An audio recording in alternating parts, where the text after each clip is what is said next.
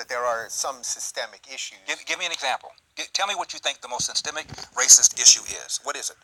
Well, I would say that because black people, in most cases, in many cases, were descendants of slaves, that racism as an institution, that it just a certain amount of it just exists. 2015.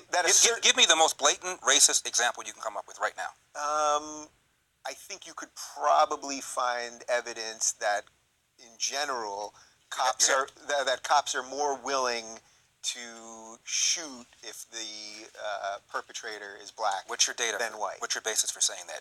Last year... Well, look, I know a lot of people would say, look what's going on in Chicago. I know what they would say. Yeah. I'm talking about what the facts are. 965 people were shot by cops last year and killed. 4% of them were white cops shooting unarmed blacks. In Chicago in 2011, 21 people were shot and killed by cops. In 2015, there were 7. In Chicago, which is a third black, a third white, and a third Hispanic, 70% of the homicides are black on black.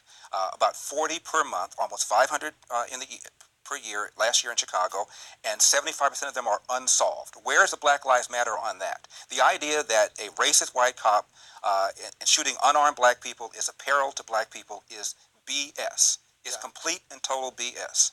And the reason for these so-called activists saying this is the assumption that racism remains a major problem in America. The media, CNN, especially MSNBC, runs down whenever a black cop shoots somebody, and it's some march on Washington. It's ridiculous. Black people, half the homicides in this country are committed by and against black people. Last year there were 14,000 homicides. Not talking about suicides, I'm talking about homicides. Half of them were black, 96% of them black on black of that 7,000. Where's the Black Lives Matter people on that?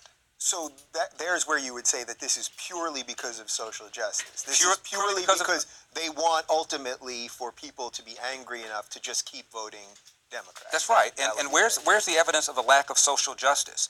When a black suspect is killed by a cop, believe me, the media is on it. People are watching it, and justice will, for the most part, occur.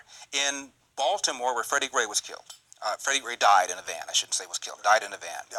You have a city that's 45% black. City council is 100% Democrat. The majority of city council is black. The top cop at the time was black. The number 2 cop was black. The majority of the command staff is black. The mayor is black. The AG is black.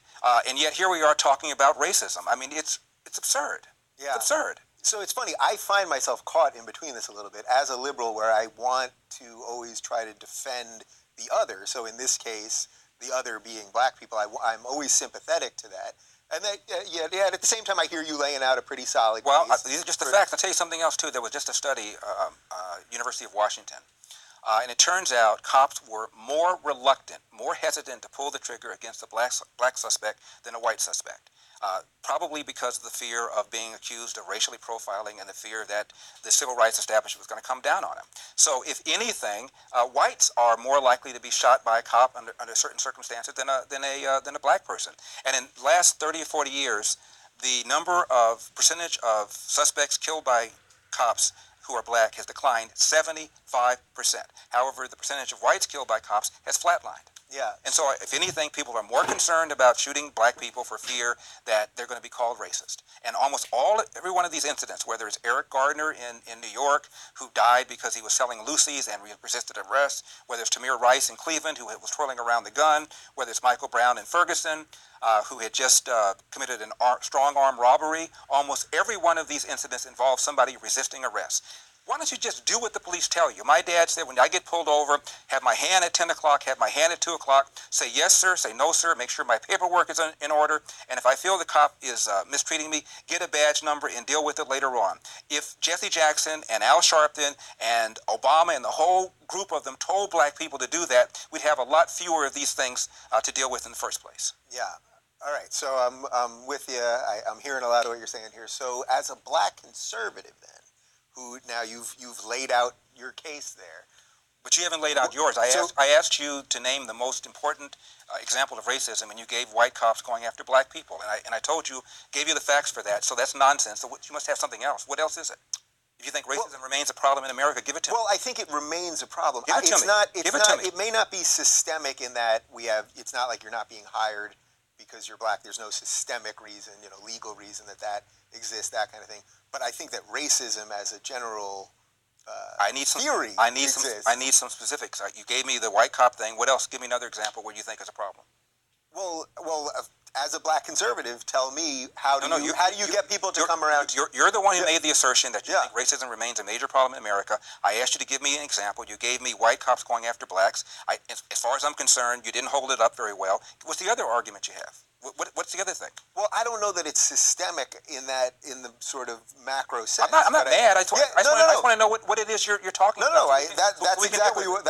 Believe me, that's 100% why I wanted to have you. Blacks are not getting into school. BS. That we have we have affirmative action. So a black person with an SAT and a GPA of X will get into a school faster and easier than a white person with an SAT or a GPA of X. And if going to school is a route to the middle class, you can make an argument that blacks have an easier route to the middle class. If you're talking about about poverty, the poorer you are, the more accessible loans and grants are for you. The problem, the biggest burden that black people have, in my opinion, again, is the percentage of blacks, 75% of them, that are raised without fathers. And that has every other social negative consequence connected to it. Crime, not being able to compete economically in the country, being more likely to be arrested, that's the number one problem facing the black community. And when I hear people tell me about systemic racism or unconscious racism, I always say, give me an example, and almost nobody can do it. So the family stuff. So I'll follow your logic there on the family stuff. What can actually be done about that then? I mean, because that's a big reverse the welfare state. In 1890, 1900, you look at census reports. A black kid, believe it or not, was slightly more likely to be born to a nuclear intact family than a white kid. Even during slavery, a black kid was more likely to be born under a roof with his biological mother and biological father than today. What's happened is we launched this so-called war on poverty in the 60s, where literally Lyndon Johnson sent people knocking on doors. I lived in the 60s, and people knocked on doors apprising women of their availability to welfare, provided there was no man in the house. And we went from 25% of blacks being born outside of wedlock in 65 to 75% right now. And you look at how much money that we spent on welfare, and the lines are parallel. It was a neutron bomb dropped on this country, not just on the black community, but on people in general. At one time, only about 5% of whites were born outside of wedlock. Now, 25% of whites are born outside of wedlock. I was in college in 1970, and there was a report called the Moynihan Report, The Negro Family, A Case for National Action. It's written by a liberal, by a man who became a Democratic senator from New York. And at the time, 25% of black kids were born outside of wedlock. He said, my God, this number is horrific. If we don't do something about it, it could get even higher. Well, fast forward, 25% of white kids are now born outside of wedlock. It is the number one problem in this country, and what we've done, in my opinion, is we've economically incentivized women to marry the government, and we've allowed men to abandon their financial and moral responsibility. And now we have this.